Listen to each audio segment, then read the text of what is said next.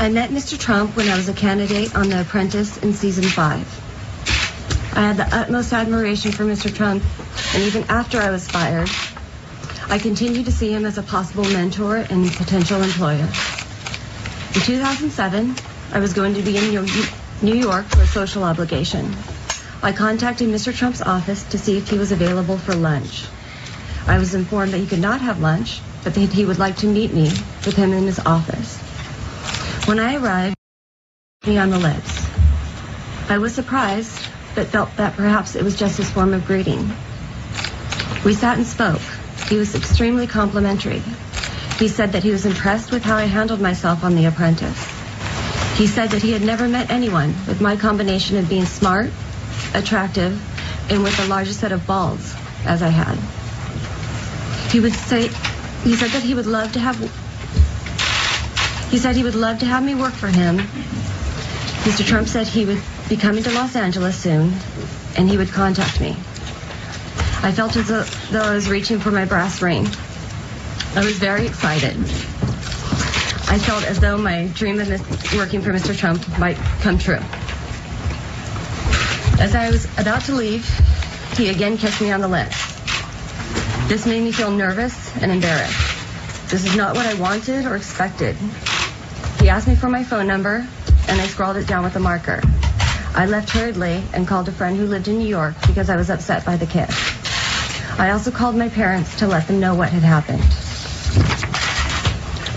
I spoke at length to my loved ones, and we came to the conclusion that this was undoubtedly some form of greeting and that I should not take it as anything other than that. Mr. Trump called early in the morning of the day I returned home. He referred to me as his OC angel. He wanted to know who was with me at that hour. He scolded me about my penmanship because it was difficult for him to read my telephone number as I had written it for him. Even though he had called me, he concluded the call by asking me for my phone number. He then called again days later to let me know that he was coming to Los Angeles. He again called me after he had just landed in Los Angeles. He asked me to meet him that evening at the Beverly Hills Hotel and asked me where I would like to have dinner. When I arrived, his security guard greeted me at the hotel. He walked with me to greet Mr. Trump. I assumed we were going to a restaurant in the hotel. Instead, I was taken to a bungalow. The security guard opened the door, and I went in. I was standing in the entryway. To my left was a bedroom, and I saw Mr. Trump's clothes on the bed. I did not see him, but he greeted me with hello in a sing-song voice. It sounded like, hello. I thought the mistake had been made, and Mr. Trump thought he was speaking to someone he was more familiar with. I walked further into the living room, away from the bedroom, and sat down. I waited for about 15 minutes until Mr. Trump emerged. He had his suit on. I stood up, and he came to me and started kissing me open-mouthed as he was pulling me towards him. I walked away and I sat down in a chair. He was on a love seat across from me, and I made an attempt at conversation. He then asked me to sit next to him. I complied. He then grabbed my shoulder and began kissing me again very aggressively and placed his hand on my breast. I pulled back and walked to another part of the room. He then walked up, grabbed my hand, and walked me into the bedroom. I walked out. He then turned me around and said, let's lay down and watch some telly. He put me in an embrace, and I tried to push him away. I pushed his chest to put space between us, and I said, come on, man, get real. He repeated my words back to me, get real, as he began thrusting his genitals. He tried to kiss me again with my hand still on his chest, and I said, dude, you're tripping right now. Attempting to make it clear, I was not interested. He said, what do you want? And I said, I came to have dinner. He said, okay, we'll have dinner. He paced around the room. He acted like he was a bit angry. He pointed out that someone had delivered a fruit basket. I felt that it was to show me how important he was. As we were waiting for dinner, I sat across the room for him as far away as possible. He started saying that he did not think I had ever known love or had ever been in love. I did not want to discuss my personal life with him. Then just before dinner arrived, he transformed into being all about business and began questioning me as though I was on a job interview. Dinner was delivered to the bungalow. When dinner arrived, he asked me to wait in a small room. I felt that he did not want the waiter to see me. After the table was set, he beckoned me to come out. We shared a club sandwich. The conversation then focused on the fact that I had a mortgage on my home, which I told him was in good standing. He spoke about how he was able to maneuver to get out of debt. He told me that I need to let my house go into default and tell the bank they would take it back. Tell the bank they could take it back. He advised that then the bank would then take anything to rid themselves of a problem loan. He told me to call the bank and tell them I was leaving the keys on a table, and for them to just pick them up. He said that would be a mini version of what he does. He urged me not to make another payment on my home loan. He then abruptly said he was tired and that he needed to go to bed and ended the conversation. He told me to meet him in the morning at his golf course in Palos Verdes. I was very conflicted as to what had occurred. I wondered if the sexual behavior was some kind of test or whether or not I had passed. Obviously, he still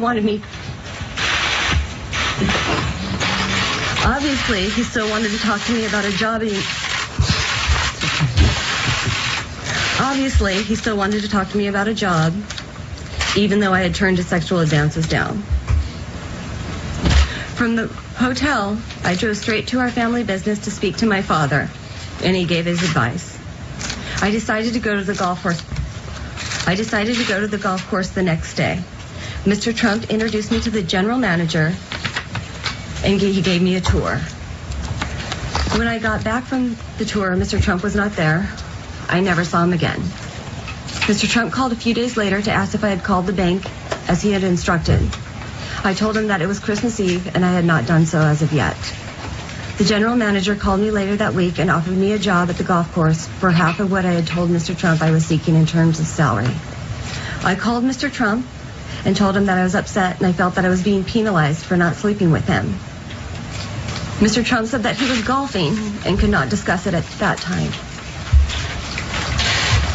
In a subsequent conversation about the job, Mr. Trump told me that I should never again use his private number and that if I wanted to reach him, I should contact him through his office.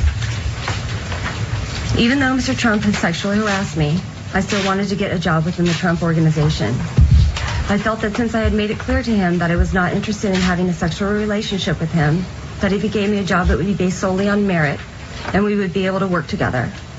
When I contacted Mr. Trump, he asked me to send him a letter setting forth jobs within his organization that I felt I was well suited for, which I did. When I subsequently spoke with him, he gave me the runaround.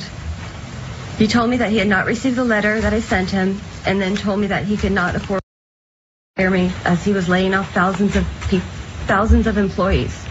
I was disappointed, but harbored no ill will towards Mr. Trump whatsoever, and felt there was no point in any further attempts to get a job with Mr. Trump. During Mr. Trump's fight for the Republican nomination, I saw and heard Mr. Trump nonstop on television and in the news. Customers at my restaurant asked about him as they knew I was a contestant on The Apprentice. I always complimented and never said anything about what we had done at the Beverly Hills Hotel. However, this caused me a great deal of pain and anguish, and I felt the need to confront Mr. Trump and ask him to apologize for his behavior. I also thought he might have been embarrassed by his behavior, and this would provide him with the opportunity to clear the air. I had no idea about his behavior with other women at the time. Therefore, I contacted his secretary in April of 2016 and asked if I could reconnect with Mr. Trump.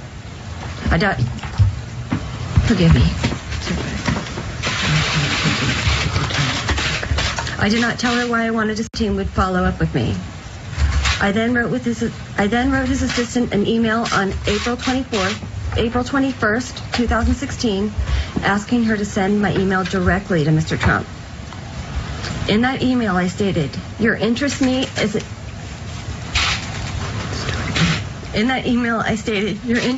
as a potential employee meant the world to me.